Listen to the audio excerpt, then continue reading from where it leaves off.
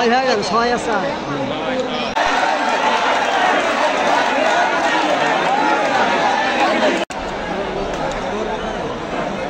বহুত বছর পরে খেলা হচ্ছে, এটা আমাদের সৌভাগ্য।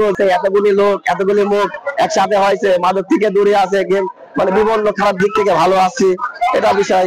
গ্রামগঞ্জের যে ঐতিহ্যবাহী হাডুডু খেলা, এই খেলার কারণে কিন্তু আমরা যারা গ্রামগঞ্জের সাধারণ খেটে খাওয়া মানুষ সবাই কিন্তু সারাদিন কাজকর্ম শেষে এই দুপুর বেলা এই খেলা দেখার জন্য এখানে ছুটে আসছে। আমি মনে করি এই খেলাটা মাঝে মধ্যে হলে সব খেলাধুলার উপযোগী হতে পারে, এবং খেলাধুলা না হলে তো ভালো প্লেয়ার তৈরি হয় না। যখন একের পর এক খেলাধুলা শুরু হবে তখন অনেক প্লেয়ার তৈরি হবে, অনেক প্লেয়ার থেকে আন্তর্জাতিকভাবে খেলতে পারবে। গ্রাম বাংলার ঐতিহ্যবাহী খেলা হাডুডু খেলা, একসময় গ্রামের বিভিন্ন জায়গায় খেলাগুলো অনুষ্ঠিত। এখানে যে খেলা হচ্ছে দেখেন, দর্শক কানায় কানায় পূর্ণ। আসলে বাংলাদেশের বিভিন্ন প্রান্ত থেকে যে বড় বড় খেলোয়াড় আছে, আমরা যাদের খেলা টিভির পর্দায় দেখি, তারা আজকে এখানে খেলাধুলা করছে। ধরনের খেলাধুলার সঙ্গে সম্পৃক্ত করতে পারলে অনেকেই মাদক ছেড়ে এই খেলাধুলার সঙ্গে সম্পৃক্ত করতে হবে।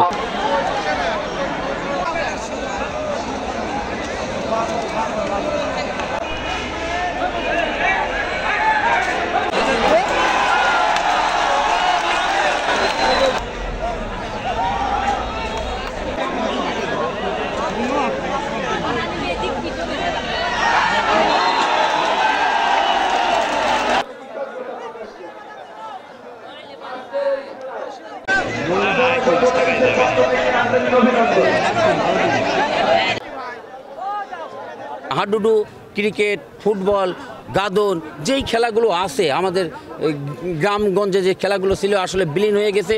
এই খেলাগুলো ফিরিয়ে আনার উদ্দেশ্যই হচ্ছে এই খেলাগুলো আনতে পারলে আমরা সবাই মাদক থেকে অন্তত মুক্ত থাকবো। এটা গ্রাম্যর একটা নাম করা খেলা এবং বাংলাদেশের জাতীয় খেলা। এই খেলাটা আস্তে আস্তে চলে যাচ্ছে আর কি। এই জন্য আমরা বিচার মাদক মুক্ত যাতে খেলাধুলার ভিতরে পুরাপান মাদক ছেড়ে যাতে খেলাধুলায় আসে, এই জন্য আমাদের উদ্যোগটা।